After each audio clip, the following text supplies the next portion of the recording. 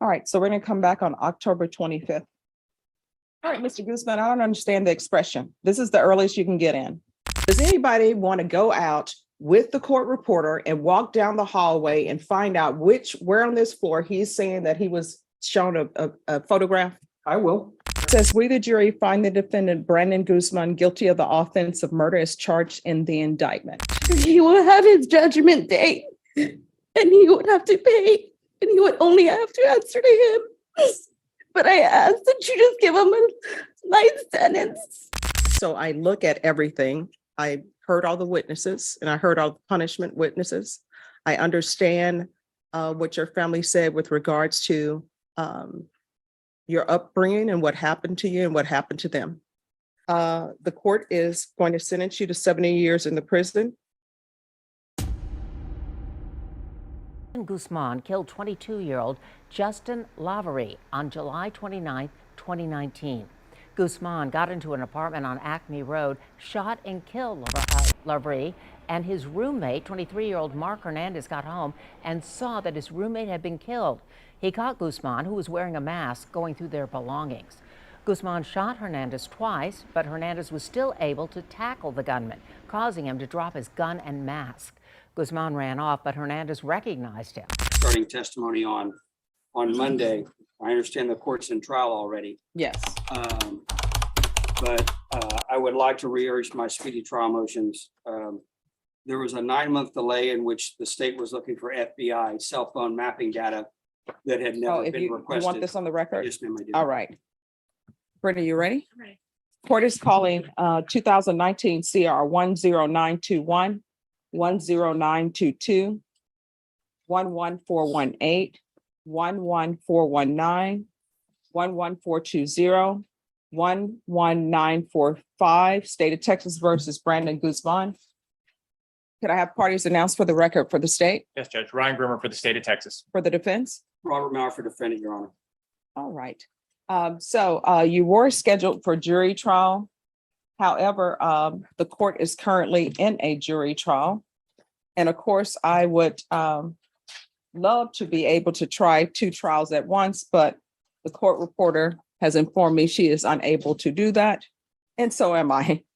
But defense? Judge, I had filed speedy trial motions on the murder and the aggravated assault case that was our intention to try. One of the issues was there was a roughly 9-month delay in which the state was searching for cell phone mapping data that they had submitted to the FBI. And then it turned out no such data had ever been submitted to the FBI. So my client sat in jail for roughly another year waiting for data that was never requested or submitted, and it's not going to be a part of the trial. We're ready for trial. We were ready the last time we were here as well. And my clients have been incarcerated for 3.5 years, or roughly 3.5 years. And I'd ask the court to grant our speedy trial motion. I just think that the delay in large part has been due to the fault of the state with the cell phone mapping data. And that's not Mr. Guzman's fault. We're ready for trial.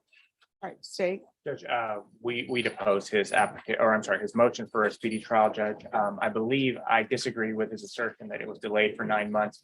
I believe some of that time was during the COVID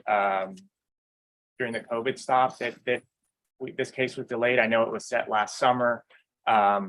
Additionally, this year it's been on the docket. It's been on trial settings, but I don't think any of that delay was due to the cell phone issue. Although it did predate my time in this court, I believe that time that they were searching for that was part of it was during the pandemic time when we weren't having jury trial. And Judge, if you look at the Well, court, I will note that on the court's docketing sheet, it shows that as of May 2021, I have notation that GPS mapping was needed, and I have that was from the FBI. And the court does recall that information was turned over, but it wasn't the information requested. There was some more of the data needed for what the defense wanted.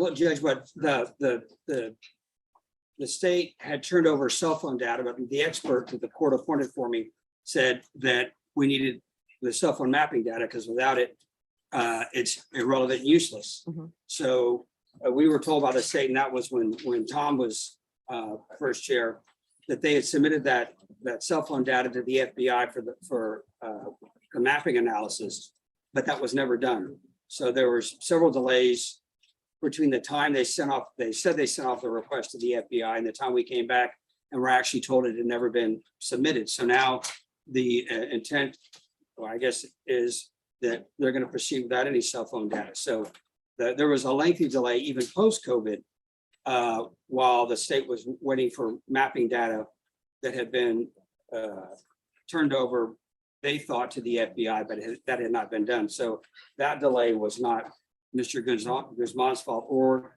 due to COVID issues. That was due to the fact we were waiting for evidence the state intended to use, but had never submitted to the FBI.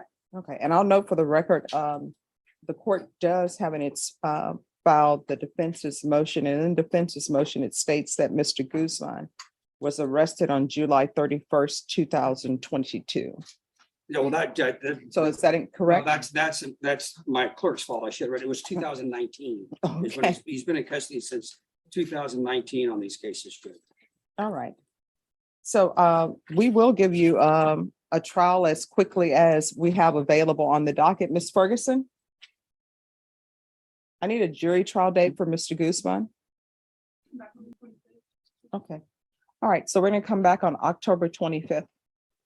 All right, Mr. Guzman, I don't understand the expression. This is the earliest you can get in. We can't be in two places at the same time. We can't try two cases at the same time. We're currently in a jury trial.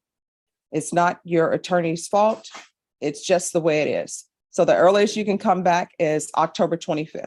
Judge, the only Mr. Guzman, the court is currently in a jury trial. Rubber band goes everywhere. If I could try 5 cases at one time, I would. We have actually tried 2 cases at one time before, but there's only one of me. There's a limited number of prosecutors. If there were more prosecutors and more of me and more space, I would have this entire floor and we would try every case every week. And I would try 4 or 5 cases a week. As it is, I can only try 1 case a week. And I think the defense attorneys will tell you and the prosecutors will tell you that in this court, we're in trial every single week, unless cases end up working out through some sort of agreement. So, Mr. Maurer, I know you have motions that you want heard. Are you able to be here on Friday morning at 9 to have those motions heard? yes, All right, Ms. Ferguson, for his motions on the speedy trial and the writ, yes. Friday at 9. And so state if you'll be ready on the motion for his writ he's asking for a release because of delay. And also, I'm gonna see if I can see I know you filed the speedy trial. Yes, ma'am. Both yesterday. It may, could you make sure that on Friday you bring a copy, or if you have a copy, you'll print that out? Sometimes we get lost in so we'll do that on Friday. And then I want both parties to discuss with the coordinator the quickest trial date we can get him on. Mr. Guzman, there are some cases that are older than yours that are ahead of you, but we will try to get you to trial as quickly as possible. Is there anything else? No, Judge, I know there's, I guess, a disagreement between myself and the state as far as what would be a sufficient expedited trial setting. I've been on this case since Mr. Guzman was arrested. He's been in jail 1,288 days. Mhm. And the state is requesting a 6-week reset, which I would object to.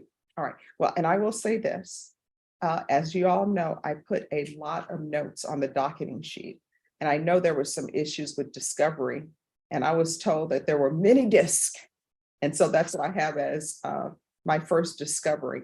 And I know that some of the issues, Mr. Guzman, with your trial was because of the COVID outbreak and we didn't have jurors, that I know some issues through no fault of your attorney was something about FBI and mapping issues with cell phone issues. But Judge, part of the problem with that is it turns out that that delay was unnecessary because the cell phone mapping data was never sent to the FBI. So we had this unreasonable delay, I think close to a year, waiting for evidence that was never actually requested. And so that's, I mean, obviously harmed my client and he's been. Oh, and stuck I waiting on understand that. this That's time. why I said through no fault of your attorney.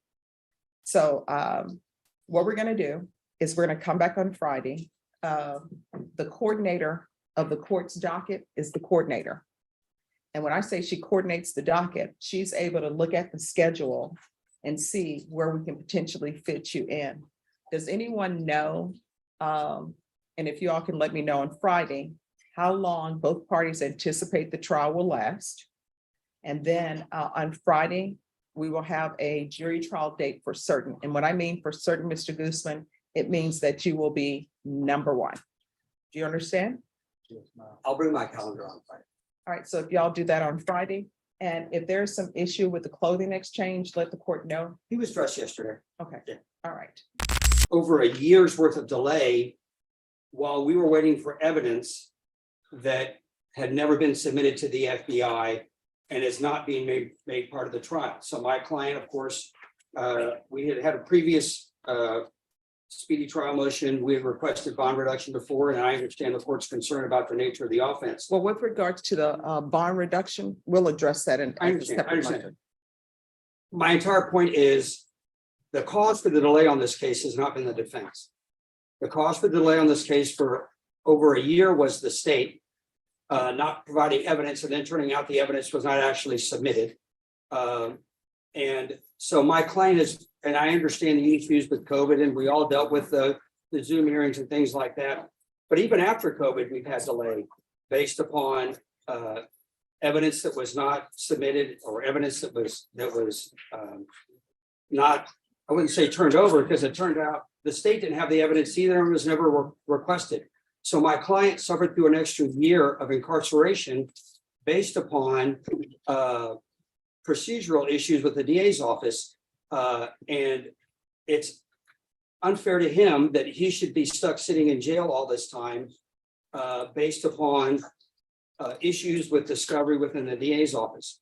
Like I said, this is a 14th trial setting when we were here on Tuesday. The defense, other than when we were waiting for the discovery, has been ready. And I've been ready on every other setting. But every time we show up, another case goes. Even cases like this week, the case that went to trial was a defendant who had half the time of incarceration that my client did. I announced ready for trial, and I have been ready for trial other than waiting for the FBI mapping data ever since. So I'd ask the court to dismiss the case based upon lack of speedy trial. I don't think the way that my client has been treated procedurally is fair to him. He's been incarcerated for almost 4 years, and I think the case should be dismissed or called to trial right away.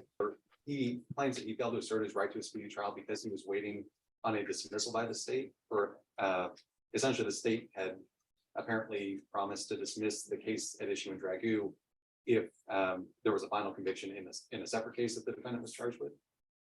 And they're asserting that that was the reason for the lack of assertion of the speedy trial right. We've got a similar situation here in which the defense is saying that they're not asserting the right to a speedy trial because they were waiting on discovery. The court did not find that persuasive in Dragoo. So the reliance, if there was any, was in the court's view, the appellant quietly acquiescing to the delay. Judge, I'd like to respond to that. Just 1 second. Isn't it slightly different than the defense waiting for a dismissal as opposed to the defense that's waiting for discovery that may or may not be exculpatory? Sure, yes, it is different, Judge. I was just pointing out that it was analogous if they're waiting on something from the state. They still have an obligation to assert the right to a speedy trial if that's what they're seeking. But they were waiting on discovery, my understanding, and I remember distinctly they were waiting on discovery from the FBI with regards to some sort of GPS mapping. And I remember, I think the waiting or the request for discovery started with ADA Nesbitt, Correct, and then it went to ADA Groomer. correct. And counsel, just to address your issue of other cases going before him. Some of the cases that went to jury trial before him was because they were already set for trial because we were waiting on this mapping thing. And Mr. Guzman, I want you to understand, when there are other cases that may not be as old as yours and they're going before you, it's because everybody knew that they were set on this specific date. So some of them already had their setting while we were waiting on this FBI mapping. And Judge, if I can respond, so subsequent to us being informed back in September of last year that there in fact was no cell phone mapping data, we've had several settings we've been ready on. And to say waiting on a dismissal is the same thing as saying waiting on evidence that may be exculpatory, I think is a nonsensical argument.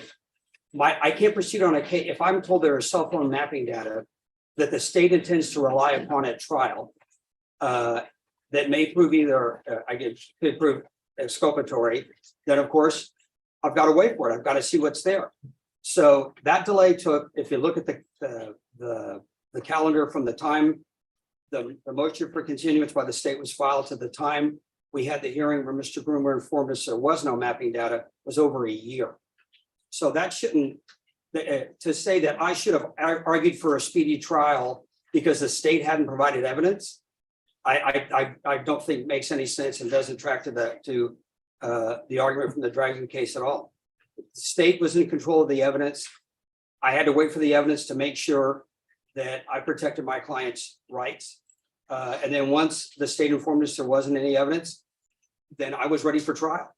And so the delay or to argue that I should have filed a speedy trial motion while I was waiting for evidence that was potentially exculpatory, I don't think bears any merit.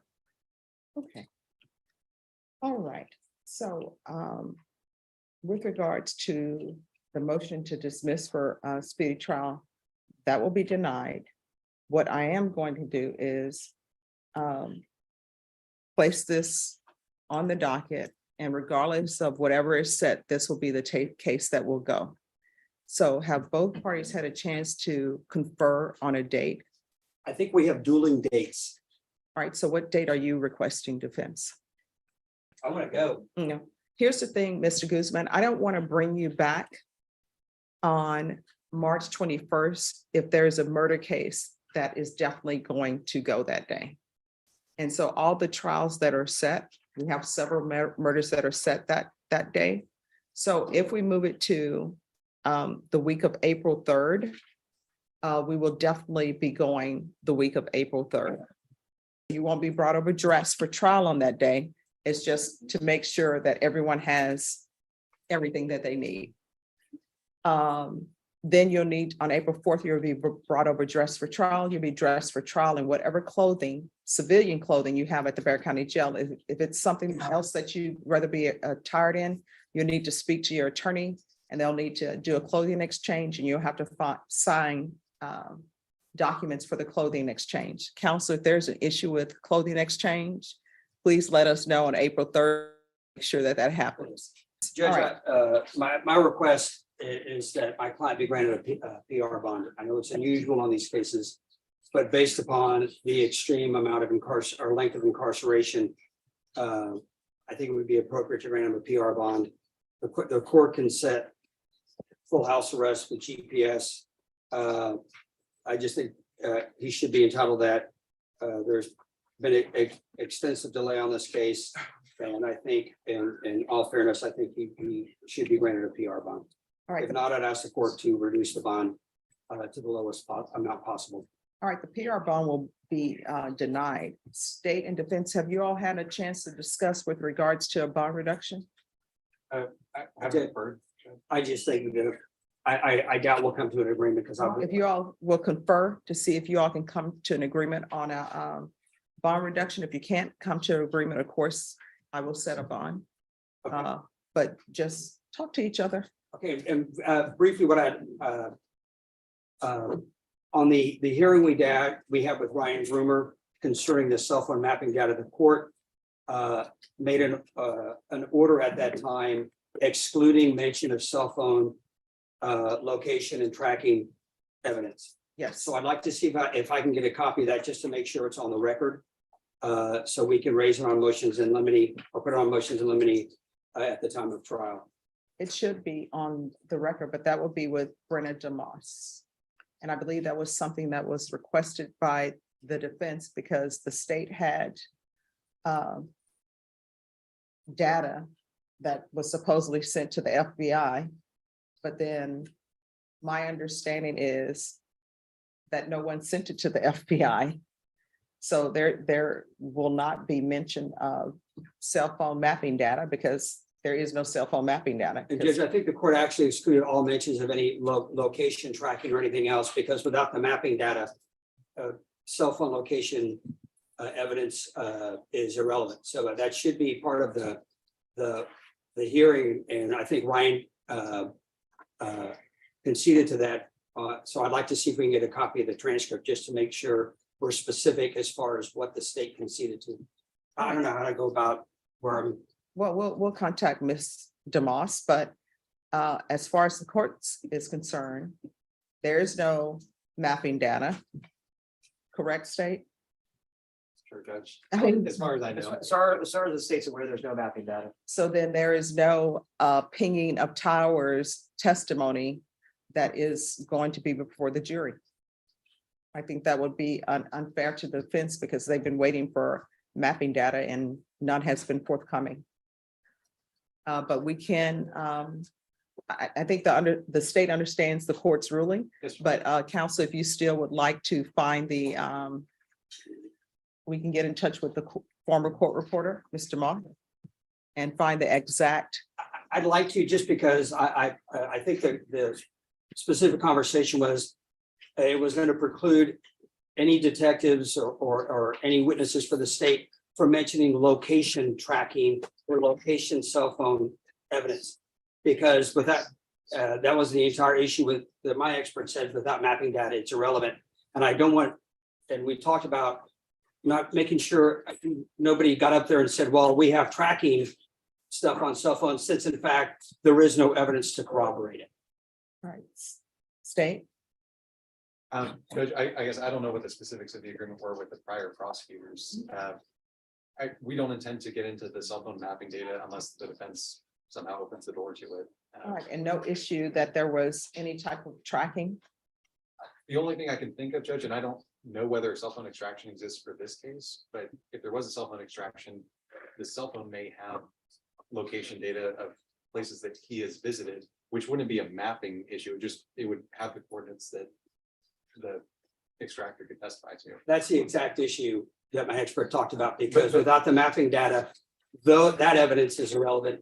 And so that was the entire issue that we raised on that hearing. All right, this is what we'll do. That's not a cell phone. But this is what we're gonna do, because the whole issue of this is what the previous prosecutor agreed to, and based upon that agreement, what the court ordered. So we would get in touch with court reporter DeMoss and have her pull the record on the issue of tracking and mapping data and state if that is what the previous prosecutor agreed to in the court order, then that's what's going to be agreed to and ordered. Sure, Judge. So we'll have her pull that. All right, thank you, Judge.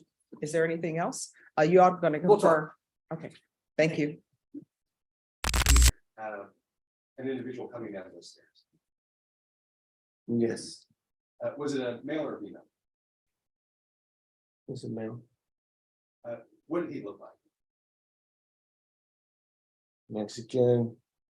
When he was coming down the stairs, he was taking off his shirt, wrapping something. I don't know what it was. The thing I do remember was that funky haircut. What did his hair look like? You know, short, puffy, mushroom-looking thing. Do you remember what color it was? Black, brown. And he said he took off his shirt. Did you see what his bottom half was, like shorts or pants or anything? Really wasn't paying attention to that. Did you ever see his face? Not at that moment right there. So you saw it later. Yes. When did you see his face? When I followed them to the next building. So why did you follow him to the next building? We're all neighbors there. We all watch out for each other, and So when the individual continued on to the next building, what was his stride like? Was he walking, running? it was like double walking and like moving kind of fast. Did he ever look back when you were following him? No, but when I called him, he turned around. Did you call him by name? No, I just said, hey, Did you know who he was at that point? And so another thing about the court reporter, she no, can sometimes get down, shakes or nods, but try to always vocalize her answer. no, So the question again, I forgot the question. Did you recognize him? no. So he said he turned around when he called out to him.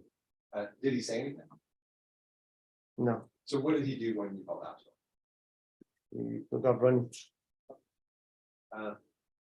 So at the time that he turned around, did you see his face? Yes, Now, obviously, that was 3 or 3.5 years ago now, right? Do you see the man that you saw in the courtroom today? yeah, I'm sorry, you're gonna have to speak yes, up. yes. Would you please point to him and identify him by an article of clothing that he's wearing? White shirt. And just for the record, the witness has identified the defendant in the report.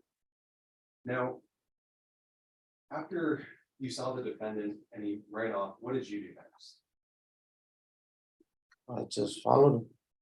Mr. Trevino, I'm going to ask you some questions, and if you don't understand or I speak too quickly, which I tend to do, please let me know, okay?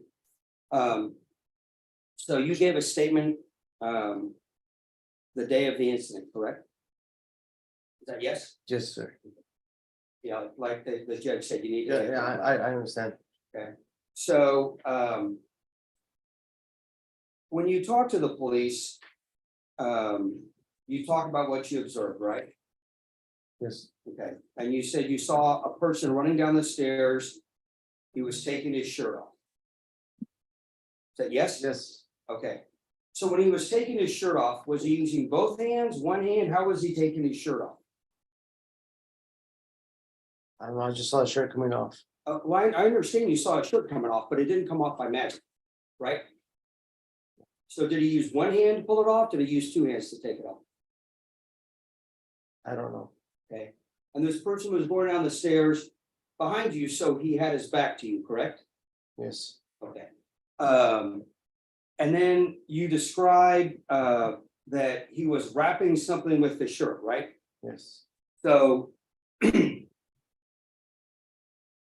was this as he was walking down the stairs? yes. Okay.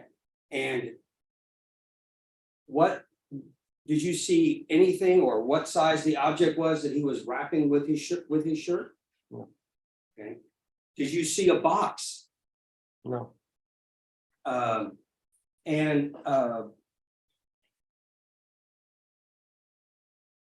You described a unique haircut, right? You said he had like a haircut short on the sides, long on the top, right? That yes? yes, Okay, but that's not a haircut that's unique to that neighborhood. There are a lot of people in that area that have the same kind of haircut, right? yes. There's a name for that called the Marbach mop, right? But you've seen other people with that same kind of haircut, right? Yes, And in fact, you said that when you lost sight of that person and you came back, you saw another person you thought might be him standing with the woman, right? Yes. But you weren't really sure. Okay. But if you're 100% certain about Brandon Guzman's identity, wouldn't you be able to tell us whether or not that second person you saw was him or not? Mm. Can you say it again? Sure. So you're in here today telling us you're 100% certain that the man sitting here is the person you saw, right? Correct? Yes. Okay. But you told the police at the time that you might be able to identify the person, right? Mhm. You weren't 100% certain, right? Is that yes? Yes. Okay. So you told the police and you told the jury that after you lost sight of this person that you were chasing, you came back and you saw a person who might be him with a woman, right? Yes. Okay. So if you're 100% certain about your identity in court, you can be 100% certain about this guy you saw with the woman, right? But he Okay. didn't- Was it him or not? He didn't turn around. He what? He didn't turn around.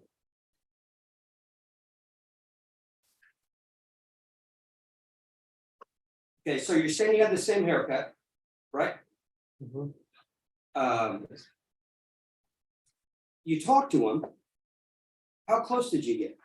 Not close enough. Okay. And was he wearing the same clothes? No, he was wearing a shirt already. Okay. What color shirt? It was a gray shirt. Okay. What color pants? I didn't see the pants. He was sitting on the stairway. Okay. Let me ask you a question.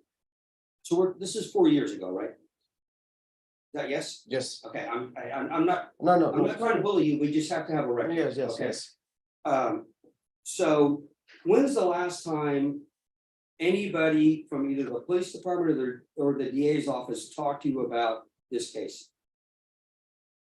Mm. They weren't talking to me. They would just call me, make me wait there, and then it was over. Then it was what? They would call me. I would get subpoenas. I'll wait there in that waiting room 3-4 hours, and then nothing. I can get to go home. Okay, but you met with people from the DA's office about the case, right? Yes. To discuss your testimony, right? Yes. Did they show you photographs? Yes. Okay, of what? I guess. Of him? Yes. Okay, so when they showed you photographs of him, did they show you photographs of other people or just of him? Other people, I think You think or you know?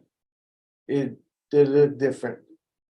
They what? Some of them might look different. Okay, so do you know what a lineup is? Or a Yes. photo array? Yes. So let's talk about when you were shown photographs. How long ago? They just went probably about a year ago. Okay, and who did this lineup with you? Was it a detective or somebody from the DA's office? It was I think a sheriff or something. Okay, you remember his name? No. Okay, where did that happen? Down this over in the corner. In this building? The Yes, other in this one? building. Was it somebody from the DA's office? I really don't know. Okay, and so let's talk about this identification. Okay. So did the person just hand you a lineup with a bunch of pictures and say, pick out the person you saw? No, they would just show me different pictures. Okay. Of what? People.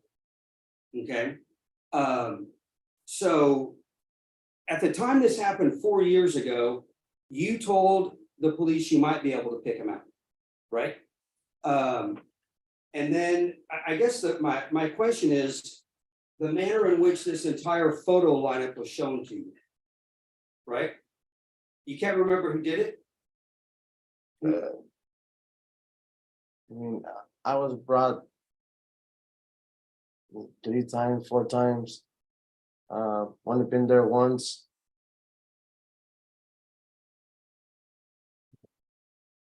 Okay, because at the time you gave your statement to the police,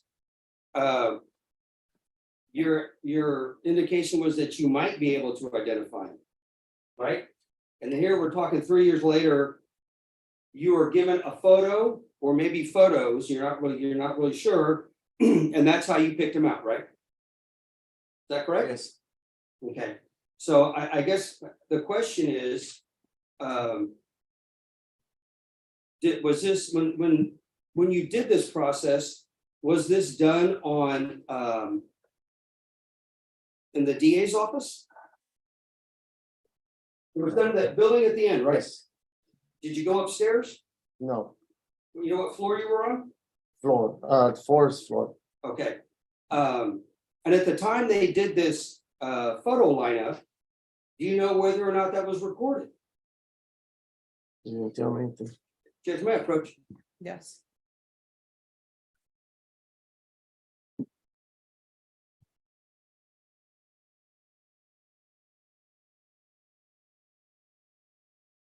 Ten-minute break.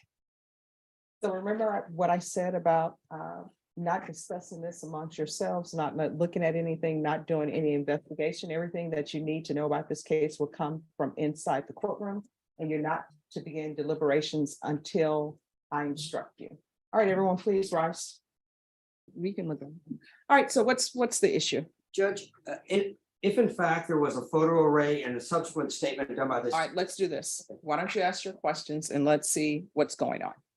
Well, Judge, I did. I asked him, he said he went to the DA's office, identified a photo array.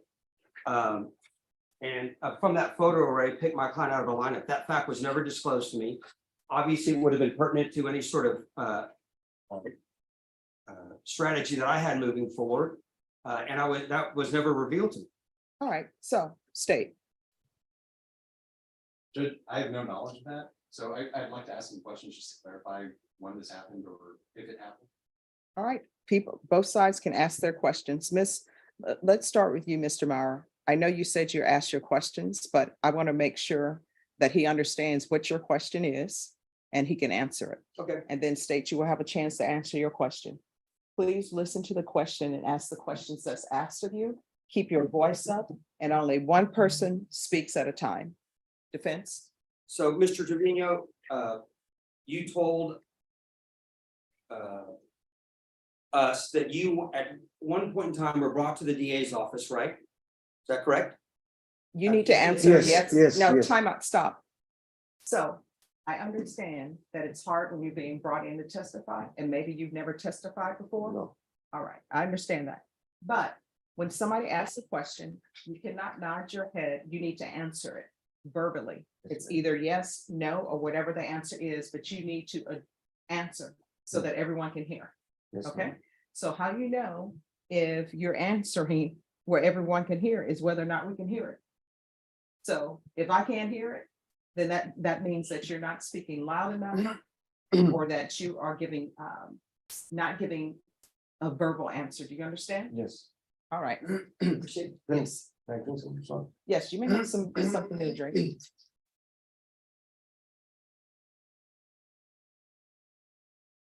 Although I could be wrong, I don't think Big Red and soda is good for thirst. But it will help, I believe. All right. Defense. And so you informed us that you went to the DA's office at some time after the incident, and you were presented a photo or photos to aid you in identifying the person you saw, correct? Yes, Okay, yes. yes? Yes, Okay, yes, here's the thing, stop whispering. yes. Everyone, we're gonna take a 2-minute break. And we're gonna come back. You to remain on the witness stand, and I want you to start speaking up so that we can hear. And you're gonna have to answer so that we can hear. If you don't talk loud enough, I can't hear. Nobody can hear your answer. If you need some water, you're more than welcome to get water at the water fountain. The rule has been invoked. That means that you can't speak to anyone except for attorneys for the state or attorneys for the defense. Now, is there anyone who can get the witness some water?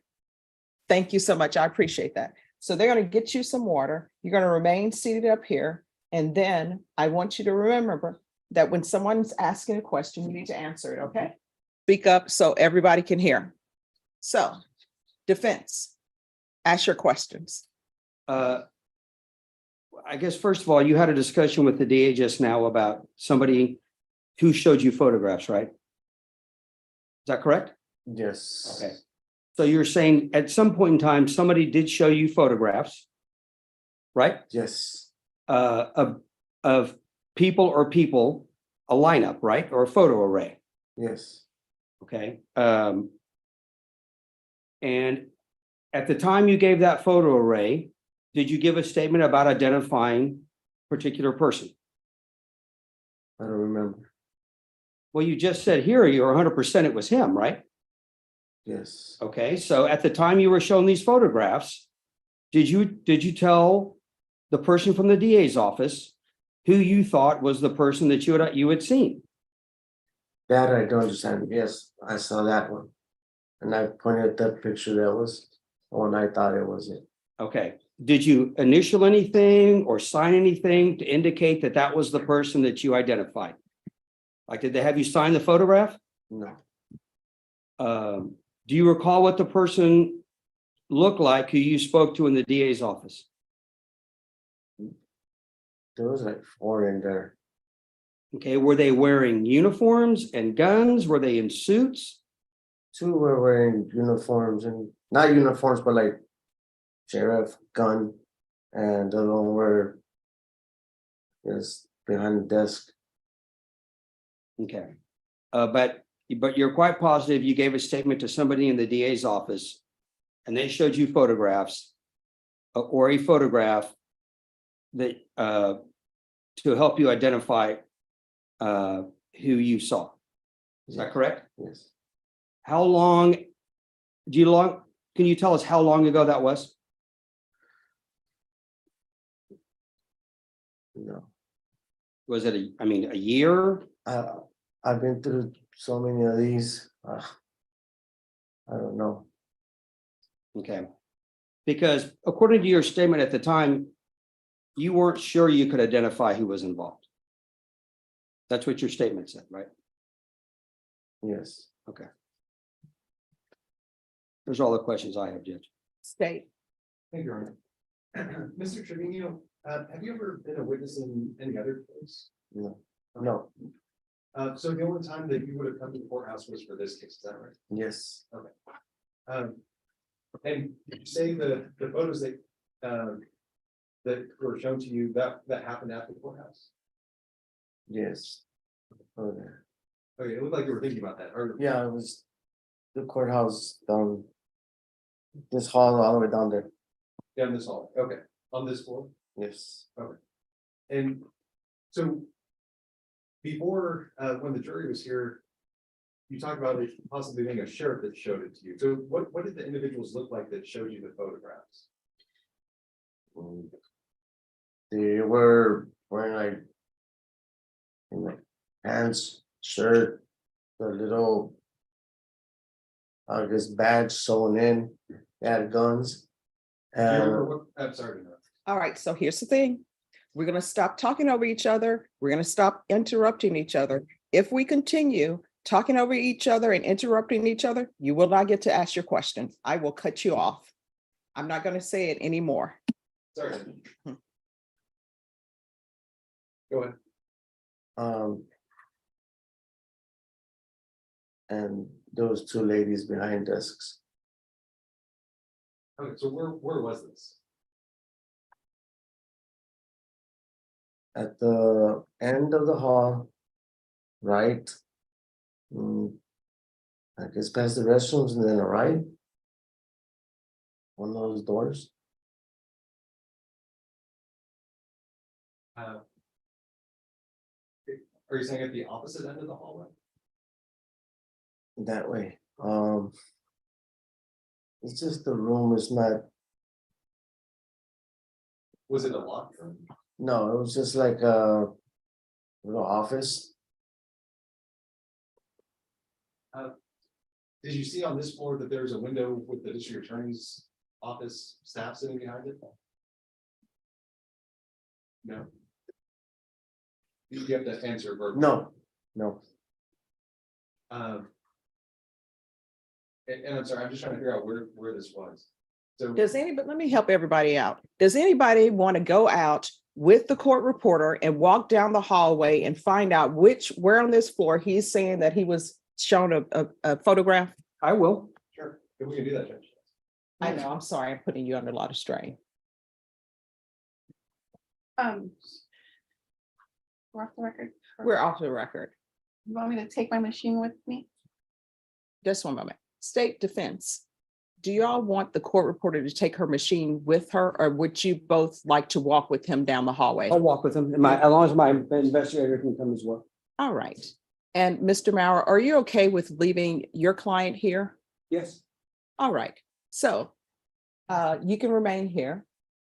Mr. Trevino, you're still under oath. The state and the defense are going to walk you down the hallway or wherever you say this occurred so that they will know what you're talking about. Okay. Thank you. All right, ladies and gentlemen, it's the court's understanding that you've reached a verdict. Is that correct? And the court has been informed that that verdict is unanimous. Is that correct? All right, Deputy Laura, if you would hand me the verdict, please. Thank you.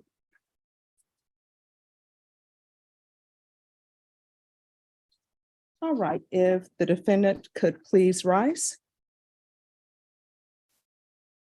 It says, we, the jury, find the defendant Brandon Guzman guilty of the offense of murder as charged in the indictment.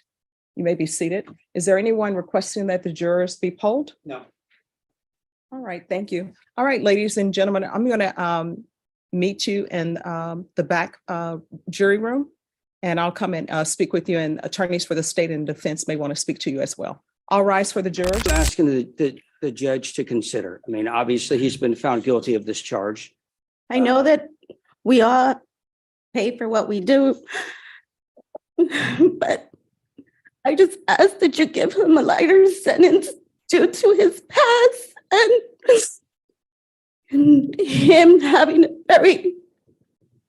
he was lost. He doesn't have his mother. She gave him up. She's still not even around to be there right now that he's incarcerated. I mean, I was there for so long, but I ended up having my kids, and I mean, I could be there for him. And it was just his childhood, and he didn't have any guidance at the time, and he was lost, hanging around with the wrong people. And I just ask that I know that he has to pay for what he did. But if you can find it in your heart, and I know God, he will have his judgment day, and he would have to pay, and he would only have to answer to him. But I ask that you just give him a light sentence. All right, thank you, Crystal. I pass. What would you like to ask the judge to consider in regard to his sentence? You understand he was convicted, and all we're here for today is the judge to determine what his sentence is. I understand what his sentence is. I would just ask to be reduced. He has a child to attend to. He has a family that loves him. We miss him. He's done 4 years. Like 99 years, really too much. Okay, so you're just asking the judge to take into consideration his childhood and the problems he had in assessing whatever sentence she gives him. If she would, please. Okay, I pass the witness. Capital murder because multi-death. Now, on top of that, he's stealing from them. So that's additional information about what the character of this individual is. Runs away in the dark, and the jury came back with an appropriate guilty verdict. So the state's position is, due to the circumstance of this murder alone and the aggravated assault that he committed while he was committing this murder, is it appropriate for a life sentence, and only a life sentence for this individual? Mr. Guzman, is there anything you wish to say? I'm innocent, Your Honor. All right. Mr. Guzman, if you wish to say more than that, you'll be called to testify and the state will have a chance to cross-examine you. So do you wish to say anything or no? No. Okay. All right. I heard all the evidence during the jury trial. I remembered everything. I've also had a chance to read the PSI report. I want both parties to know that I listened to each of the witnesses and I always internalize everything that they're saying. Murder charge, the range of punishment is 5 to 99 years or life. That's what the legislature has told us the range of punishment is for that. So that means that every murder case is not a life sentence case. And so I look at both things. Mr. Guzman, as you know, I've been a defense attorney and a prosecutor. So, and I've handled many types of cases. So I look at everything. I heard all the witnesses and I heard all the punishment witnesses. I understand what your family said with regards to your upbringing and what happened to you and what happened to them. All right, so this is what the court will do. The court is going to sentence you to 70 years in the prison. Give you credit for any time served. There's an affirmative finding of deadly weapon. Is there anything else from either side with regards to sentencing? From the. Not from state. defense, Judge. I'm going to show you what's entitled Trial Court Certification of Defendant's Rights to Appeal. Did you review that document with your attorney? Did you understand it and did you sign it? Yeah. All right, because this was not a plea bargain agreement, but a jury trial, you do have a right to an appeal. All right, and Mr. Maurer, with regards to any appeals, are you going to be handling the appeal? No, Judge, I'm going to file a notice of appeal and motion to withdraw. All right, so Mr. Guzman, what will end up happening is there will be an attorney appointed to you unless you hire one for purposes of your appeal. So we'll make sure that that's done. Yes. Like that whole process started. Well, your attorney is going to file a notice of appeal. He's letting the court know on the record that he's going to file a notice of appeal. Then as soon as that's filed, what will end up happening is an attorney will be chosen from the will to handle the appeal. The court reporter will be asked to prepare a record for that. And so this court reporter who's heard this punishment, she will prepare her record and the court reporter who heard the trial will prepare the record, and then both sides will get a chance to prepare a brief, and the state will get a chance to answer whatever brief is prepared by your appellate counsel. All right, is there anything else, Mr. Guzman?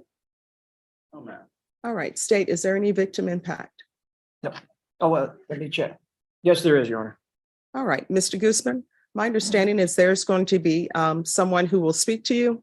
I require that everyone treat everyone with respect. So they're going to treat you with respect. Just listen to what they have to say.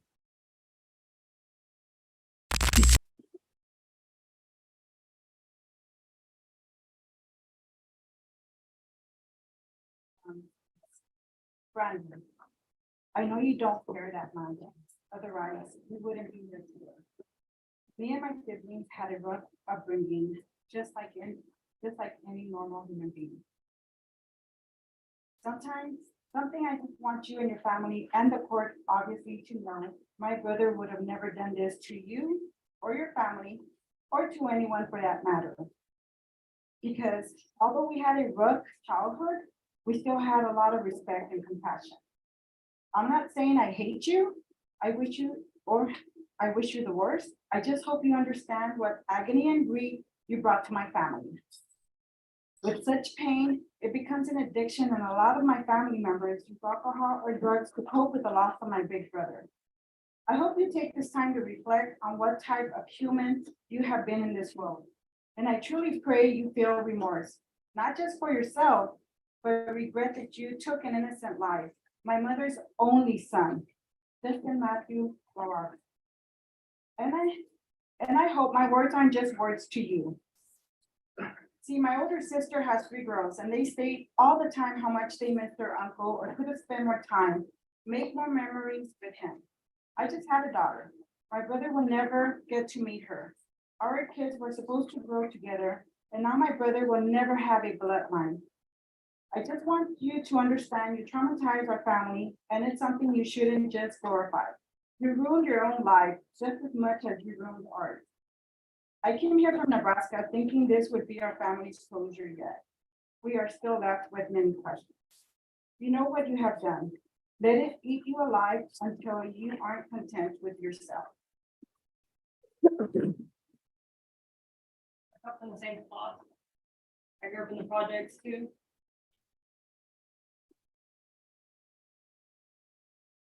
Same things happened to me, the same things that happened to you, siblings, your cousins. I made it out. Sad that you did it, but your family does have a chance. Hopefully they see you and decide to make better decisions. I have family members that are in there that did the same exact thing you did. I don't get to see. And I don't think that they should have got 5 to 30. They're a hazard to the civilians outside. They have a chance. The only thing that's messed up about all this is that they still get to talk to you, get to update you. So you still get to be an uncle. You still get to be somebody. Justin doesn't get that chance. We don't get to leave here and be like, hey, we got Justin. We still don't. To me, it's not really about how long you're gonna be in there. It's more you find peace with yourself. I've got the same anger that you had. That happened to me in my childhood.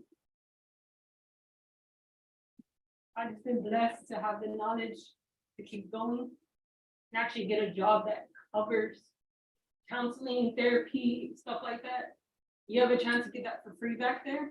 I hope you really do decide to take that and try to make a difference to help other people who don't get a life sentence to come out here and be different. You still got a voice back there, and I hope you use it to help other people not go down the same path you did.